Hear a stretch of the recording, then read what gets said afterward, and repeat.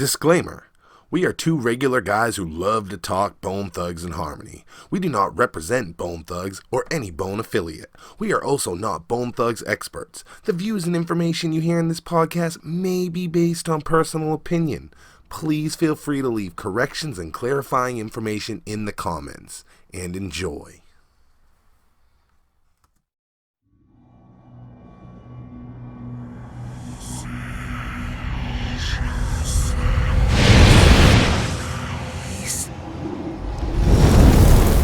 So we opened up the first Legends, oh man,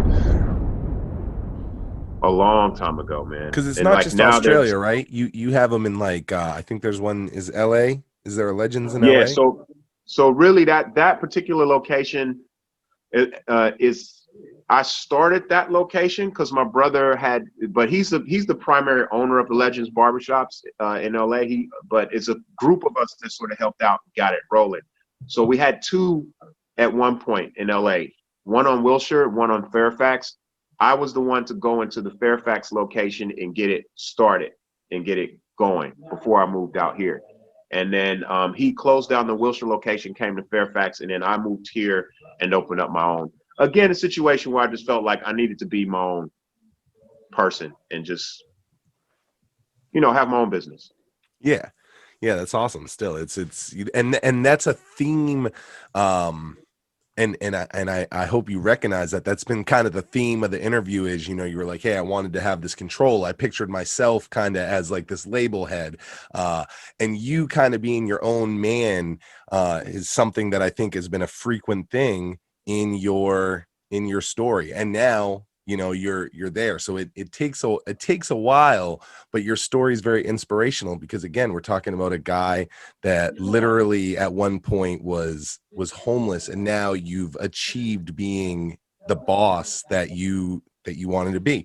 I think that's incredible, man.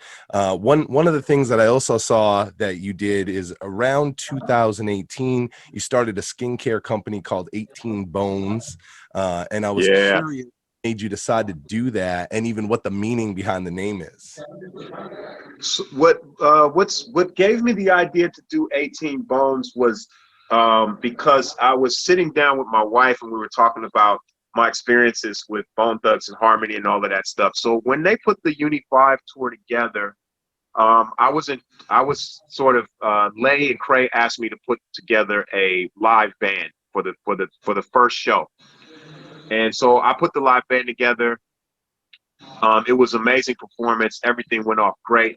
And being in that moment, I started coming up with all these ideas that, because CDs weren't really selling, and we were like, everybody in the camp was like, yo, this record got to go. Like, they got to do well. They're on Warner Brothers, new deal, the whole shit, coming off of the last album on Warner Brothers.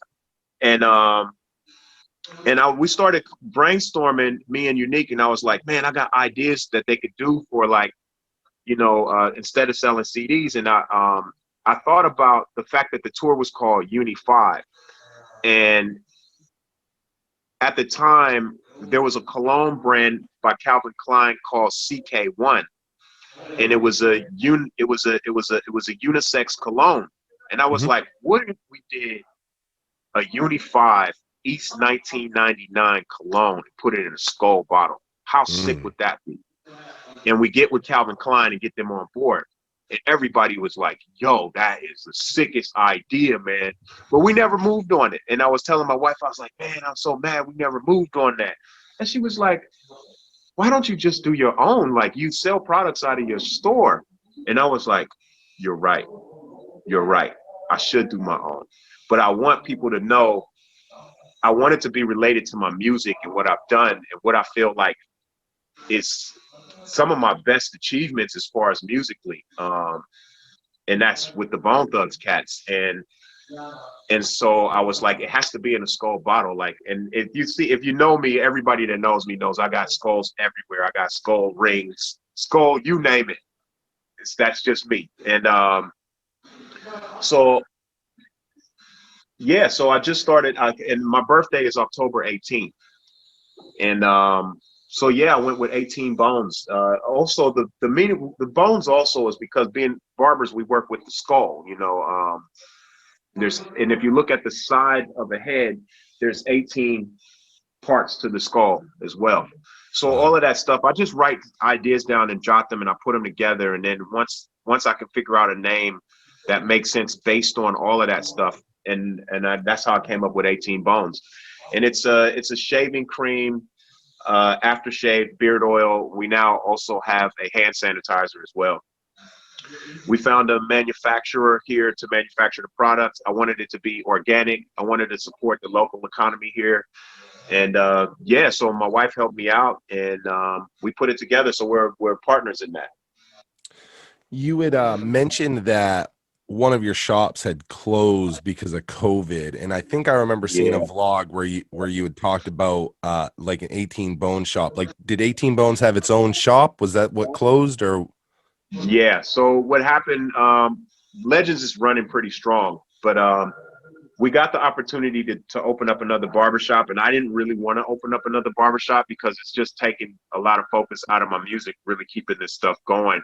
But it's, it helped fund all my studio equipment and all of that stuff. So it's important to me, and the culture of barbering is very important to me. So I decided, okay, well, I don't want to miss this opportunity. So we'll get the shop, but we'll make it completely different from Legends, and we'll make it a retail store for the 18 Bones products.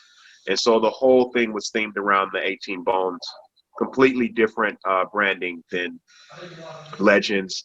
And when COVID hit, we decided that it might be too much pressure on me to try to pay the rent for this place plus that place. And I thought, okay, one of them has to go. That was what is it? Last to be hired, first to be fired. So, so 18 Bones had to go. We had let go of the barber shop, the actual shop and the retail store, but we still have the products. And that's what I knew anyway, because we were still selling the products out of Legends anyway. And we're actually selling more products out of Legends than we were there because Legends is more established. So we've got we've got the online set up so people can order it online. It's 18bones.com. And we sell it out of the shop.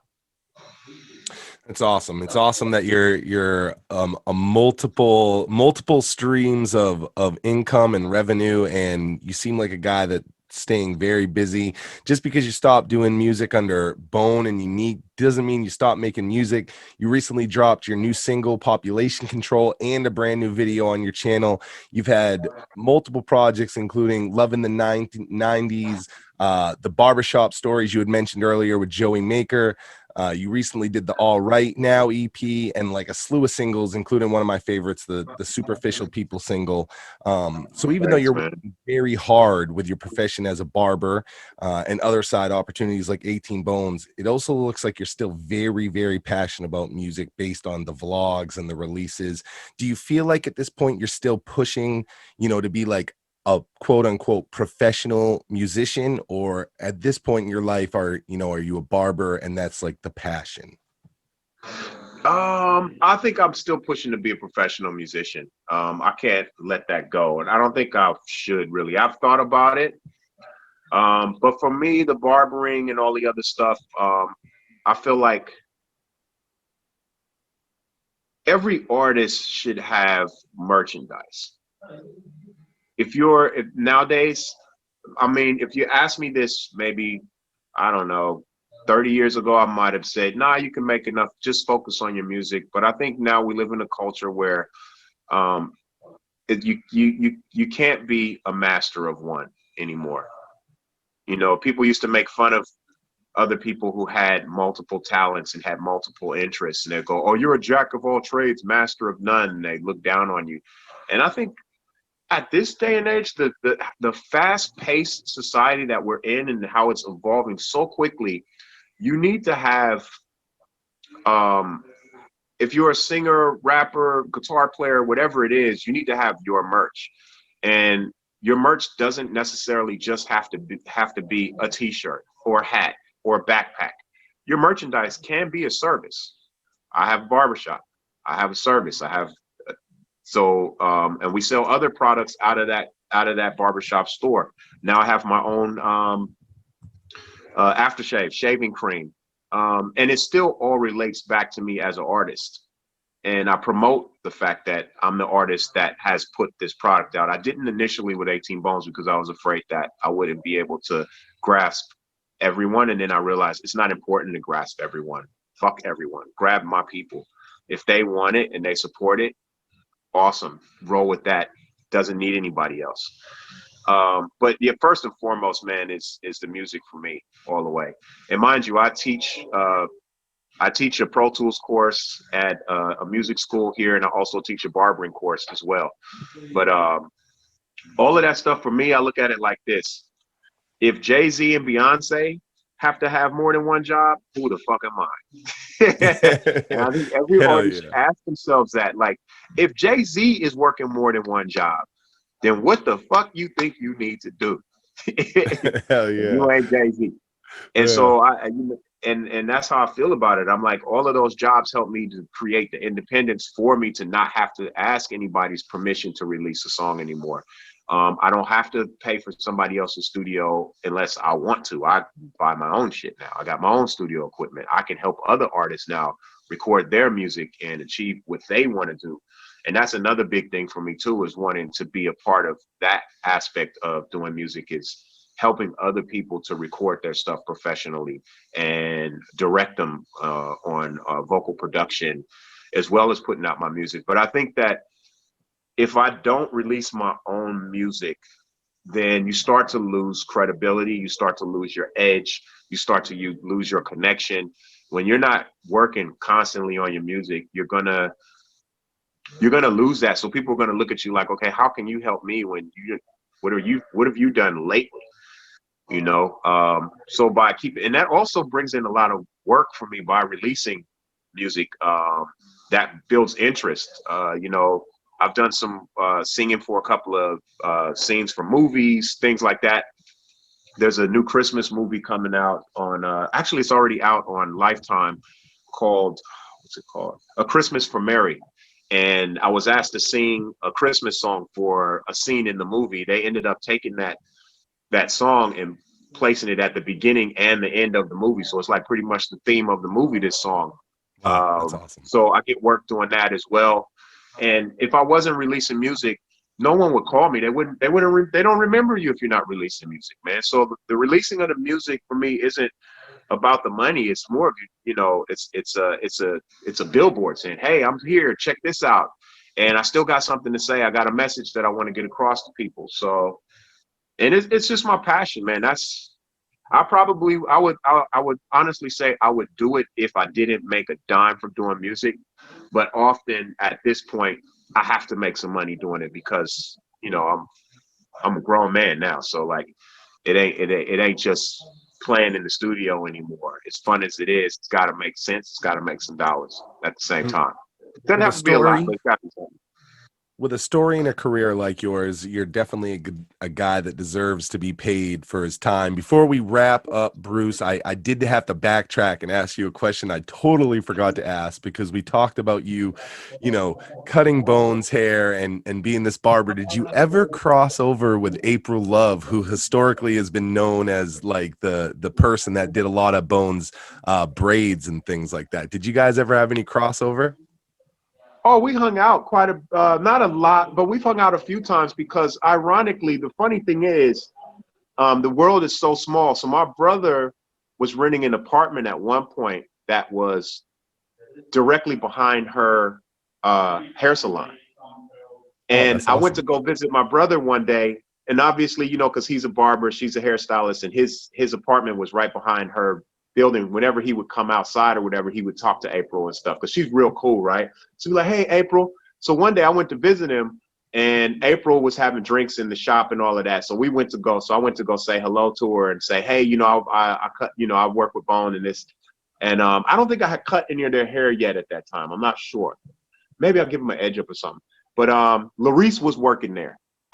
And so I was like, Larice, what's up? And so we talked, and I've crossed paths with April. Yeah.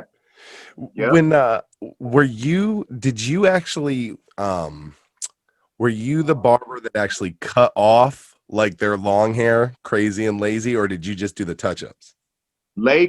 Lay cut his hair. I don't know who cut Lay's hair the first cut. I did do one of his haircuts.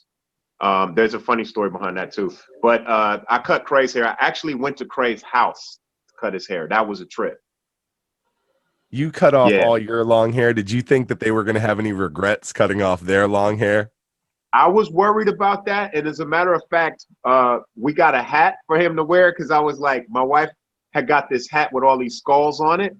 And it was nice. It just suited him. And I was like, you know what? I'm gonna give him this hat. She got it for me, and I was like, I'm gonna give him this hat because just in case he's feeling a little bit uncomfortable, he could throw that hat on a little bit. But them dudes, man, they so strong-willed, man, and their hair grow quick. So if he want to grow his hair back, it ain't gonna be no hassle. You see how quickly Busy grew his shit. Oh my God. Yeah. Yeah. He cut his hair bald too and grew it back quick. I got to tell you, I spent a lot of time researching, watching your vlogs, things like that. And as someone who worked in customer care for a good portion of my life, I really fucking enjoyed your instructional video on how to answer the phone at Legends Barbershop. It was real enjoyable for me to watch. But I got to say, you really are a guy who cares about everything you're involved in, right down to how the phone is answered, which, by the way, is on point, A+ way to customer care, answer the phone. And we had said it earlier about your impact on the people around you. Do you now, at this point in your life, fast forward, you're in Australia, you've been through the trials and tribulations, do you now feel like, you're that impactful, you're the guy that's so impactful on the people around you? Because everything about you screams that you are. Thanks, man. I think it's a responsibility. I don't know if I think about whether I think of the responsibility of it more so than anything. So I do try to make sure that I am, to the best of my ability, being a positive influence and impact on, because I got a lot of young cats that that work at my shop. So I'm trying to make sure I feed them good advice all the time. And I think part of that, clients here, I'll be right there. Part of that is doing research on personal development and stuff like that. So I take it serious, and I follow, Tom Billahue, even the crazy Dan Pena, all those cats, to really sharpen myself up so that I can take on that responsibility. I love Pena. Dan. Yeah. Dan, man. Yeah. I know you just got a client, so my last question for Bruce tonight is, if you had one song to turn someone into a Bruce Hathcock fan, what song would you tell them to listen to? Oh, that is tough. Oh, that's tough.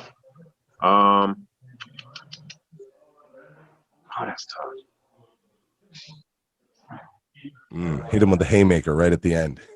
Man, man. If I had one song I could pick to try to turn them into a fan, because I'm so biased about the songs that I like, I think You Brighten Up My Day.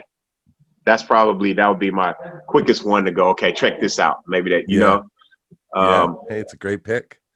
It's an awesome pick. It's been an awesome interview with you. I appreciate you so much. John, did you have anything you wanted to throw in for Bruce before we went? Just got one final question, because it's been on my heart since I heard the All Right Now remix. Such a great improvement on the 2013 recording. On the song, you said you had a feeling that everything was going to be all right. And I just got to know, is everything all right now? We get in there, brother. We getting there with this COVID situation. I feel like we got a little bit of ways to go, but I honestly feel like we will be. I mean, ups and downs are never gonna cease. We're always gonna have the ups and downs. That's just what makes us stronger. That's what makes us who we are. But I would say everything's all right now. Oh, happy ending. Thank God. Yeah.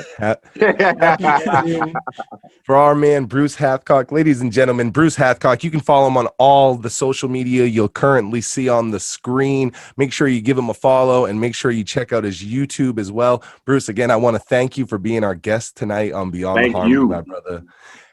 Ladies and gentlemen, we will be back after this short commercial break.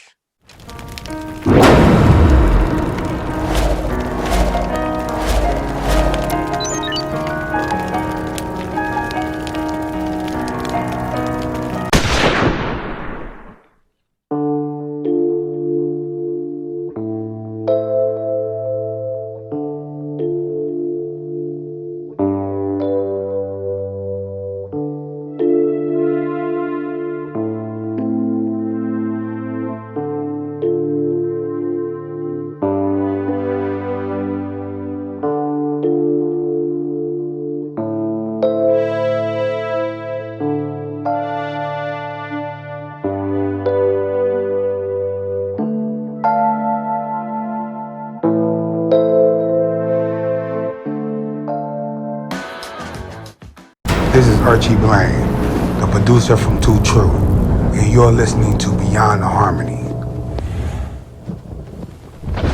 And we are back beyond the harmony. Johnny, another one in the books, buddy. Oh, we could have talked to Bruce for hours. I know. You might have been able to beat out the Romeo Antonio record. Oh, dude, it's a good thing that client came, or I would have never let the guy go. It is so. We didn't even touch on this, but for the past week, in my mind, I just been so blown away thinking that this guy left the United States for Australia. Just like, I mean, you know, you point out it's not like going from Los Angeles to Ohio and back. We're talking the land down under, another continent, and you know, there's like citizenship stuff involved, and I mean, that is just for me, when I just go across the country, it's like, man, I'm a long way from home. Like when I'm from Florida, but like when I'm in Arizona or when I'm in California, I'm like, you know, I'm a long way from my house right now. And to just leave the world you knew behind and everybody you know, because it's not like you could just, you know, go see your friend. You're in Australia. I mean, I suppose Bruce could always come back to LA, but you know, we're talking, you leave your life behind for a you can't just jump in the car though and get back to LA. It's a process. Yeah. And like I said, if you, to the listener out there, you got to listen to this song All Right Now remix by Bruce Hathcock, and even listen to the original, and just put yourself in his shoes and just think about like he's leaving his whole life that he knows. And it's not just like, you know, some podunk life. I mean, this guy knew all the bones and DJ-Uneek in Los Angeles, and he went to Australia. I mean, it's beautiful that he had that much faith in himself and faith in the process, and just knowing that he had this feeling that everything's going to be all right. And that is so remarkable to me. And just to see the world that he created, you see him there in his shop. He's got his equipment there. He's got clients coming in. He built an entire life for himself, like from scratch. He's living the American. He had to fit this in. He had to fit this in at the shop. I'm sure our listeners heard that it was busier in the background than normal. That's because he was at ground zero. I think you were about to hit him with a great line. He's living the American dream in Australia. Yeah, it's awesome. And this is another thing I want to add to, and I haven't told you this, is that I almost think that the American dream now only exists in Australia. I watch this guy Joel. He does this show called The Last Gamer. It's a video gaming channel. And that guy, he's Australian, but his life is the original American dream. Like that guy built like his dream, like literally his dreams, everything he ever wanted became reality to like the fullest extreme possible. And when I watch his story, like he tells his life story, I'm like, man, this is so original American dream, and it's happening in Australia. And just seeing Bruce's life there, just seeing that smile on his face, I'm like, there's like a part of me that's like, man, I kind of want to go see what it's like in Australia. I really do. But I love the United States too. But man, Australia is a nice place, it seems, from what I've seen on the internet. I'll tell you, Bruce seemed like a really, like I said, he seemed like a good, kind, spirited, positive guy. And I would say that if you listen to his story, homeless, on his brink of just like mental, you know, just push, you know, and he's been to all this low, dark place, and yet look at how he's been able to rise and continue to rise. It's like you said, it's the American dream. It's the $5 in my pocket to be in the boss dream. It's really awesome, man. And it's also awesome that, you know, we've talked to people, and sometimes this music thing gets the best of them, and when it goes bad, it really knocks the fucking wind out of them. And it's hard to recover from that. It's hard to recover from being a Billboard success and then it taking a sharp left turn. And this is a guy that, you know, he's done that. and it's because he's passionate about it, and like he said, the love of the music is first, not the money of the music. And I thought that was great. Yeah, and not only that, we didn't harp on it when he was telling the story, but the idea that he kind of, when he hit a low place in his music career at just the right time, just when he was feeling down, he gets that phone call from DJ-Uneek and says, "Hey, Bruce, you're in Billboard. You made Billboard." And like, it came to him at that exact moment that he needed it most. And, you know, he has a few of those moments through this whole thing. And it's just amazing when those things happen at just the right time. Not only that, like us doing this interview with him right now, he just, as you were pointing out, he just released that new music video for Population Control.